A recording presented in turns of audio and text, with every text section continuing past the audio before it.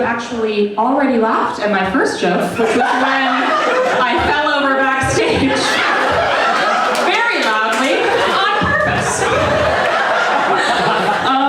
So, I'm Melanie. Hello. This is actually my final stand-up performance. I know, it's very sad for all of us.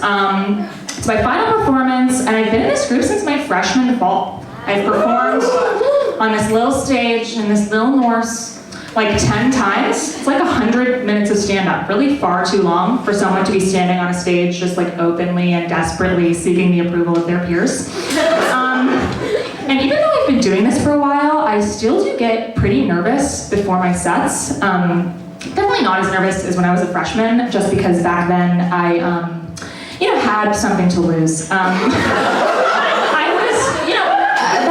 I was trying to build a reputation as a campus funny girl, as opposed to now, when I have a well-earned reputation as a withered old crone. But yes, I do still get pretty nervous before shows. Even before my last performance, last term, I was super nervous. I was positive I was just going to forget all my jokes and absolutely blow it. Thankfully, that did not happen. It actually went pretty well. I was pretty pleased with myself. Started to walk off stage, saunter off, and then somehow, even though I have performed on a stage many times, I tried to walk off stage, but I somehow managed to walk just right past this door without noticing. And so I was just standing in this corner, looking for a door. Of course, I wasn't finding one, because there isn't a door here. There's a door here. So I'm just back here, increasingly confused. Why is it so dark? Where's the door? Literally feeling the wall. And as it slowly dawns on me exactly what I've done, I hear a lone voice from the audience, which has now grown silent. I hear a lone voice just go, Melanie. At which point I turned around and yelled, no one look at me ever again. So you are all going against my wishes right now. So at spring concert this year, one of my close friends took, poppers. One of my close friends took poppers, and I'm not an expert on drugs, but I am an expert on sex. And my understanding of poppers is that you take them to loosen your butthole before you do anal. Seems like a sort of weird drug for my straight friend to take recreationally in the middle of spring concert, but to each their own. The thing is, it didn't really seem to change his demeanor or his attitude very much, except that he started being really mean to strangers. He was just actively belligerent to the people around us that we didn't know. And my theory about this is he was feeling vulnerable because he knew that his poop could fall out of his loose butthole at literally any moment. And so he was just sort of overcompensating for that by being a bully. Had to hold on to that power while he still had it, Only so much you can hold on to at that point. So sometimes I see, oops.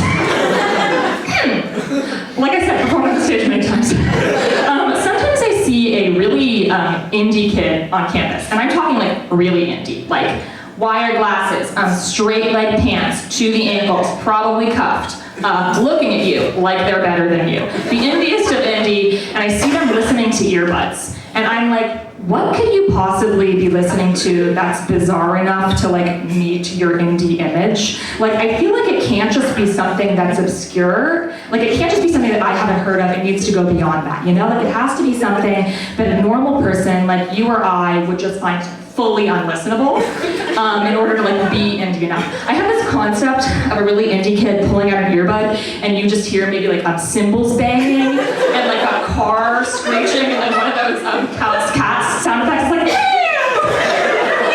they pull out their earbud and they're like, oh, what's up? And then you just hear I don't know, just a thought. So I'm a senior now, and there are many productive things that I could be doing with my time. Like my work, so I can graduate, or looking for a job. I don't have one of those yet. Anybody has any leads, please let me know. What I'm doing instead of those productive things, though, is I'm mainly splitting my time between two things. First, I'm playing a lot of Sims 4. Truly just like an absurd amount of Sims 4. I have my nice little family. It's 2 parents, a toddler, a child, and a teenager. And the parents both have like familial aspirations, so I thought it would be nice. No, they thought it would be nice. If they had like a really big family, you know? And like 3 kids is fine, but once you get up to 4 kids, now we're talking. That's a big family. So I decided, you know, let's throw 1 more kid in the mix. This was a mistake. I flew a little bit too close to the sun with that one. What ended up happening is the mother got pregnant, but then against my and her wishes, she had triplets. For those of you counting along at home, that is 6 children, which is simply too many. So I now have this house that is filled with babies. And all of the triplets ended up aging up into toddlers, but then the one that was a toddler before, Silas, his name is Silas because it's an artsy family. Silas was supposed to be aging up into a child, but he wouldn't do it for some reason, even though I threw him 2 birthday parties. So now I have these 4 toddlers toddling around, and everybody else in the family needs to take care of them, but they also need to take care of themselves, and now the whole family is dying. And it's gotten to the point that playing The Sims is more stressful than doing my homework or planning my entire future. All because I wanted that 1 extra kid. I mean, man, I feel like if I was honest, this is something that I could bring up in job interviews, like, oh, my greatest weakness? Gotta be hubris. It's gotta be my hubris. Or like, you know, wow, if, in a different direction, if I can turn this family around, what a show of my problem-solving skills. Like, I saved a family from the brink of destruction. Did a toddler named Silas have to die? Yes. But if you want to make an omelet, you gotta break a couple of eggs. The second thing that I've been doing with my time, if you should remember back to the beginning of that first joke, I said I was doing 2 things. So the first thing is The Sims, and then the second thing is that I have been watching a lot of baseball. Yeah, love baseball, huge on baseball. My team is the Dodgers. Wow. I was expecting some booze at least. Okay. But I guess I should have known overlap between people who attend live comedy shows and people who know anything about sports is not really great. Anyway, been loving my baseball. And there are many things that make baseball really the perfect sport for a gal like me, but chief among them is that baseball players are really the perfect amount of hot. And at a certain point, like basketball players, way too hot, makes me uneasy. With baseball players, even the hottest baseball players are at best about medium hot. But most importantly, they have what I think is the most crucial quality in a hot man, which is that none of them look like they know how to read. I absolutely love it. They run around in their tight little pants, and they get all dirty, and then they go to their post-game interviews, and the person says, "How did you play baseball so good?" And they say, "Well, I just try to touch the ball with the bat." And I think, you have never read a book in your life. And it just brings a tear to the eye. It really is so beautiful. The other thing that I found about baseball is, for those of you in the audience who are not sports people, which I think we've established as most of you, let me tell you, the sports people have been fooling us with their fancy lingo and their statistics. When I can tell you that I've been going on the forums, I've been going on the website, and it's just BuzzFeed, but nicher.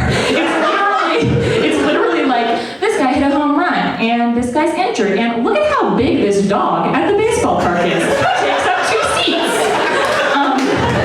My favorite thing that I've seen so far was on my special little MLB app, and it was an article that was called "Which Player Has the Most Jacked Dad?" And it was exactly what it sounds like. It was just pictures of baseball players with their extremely buff dads, all of whom, you guessed it, look like they don't know how to read.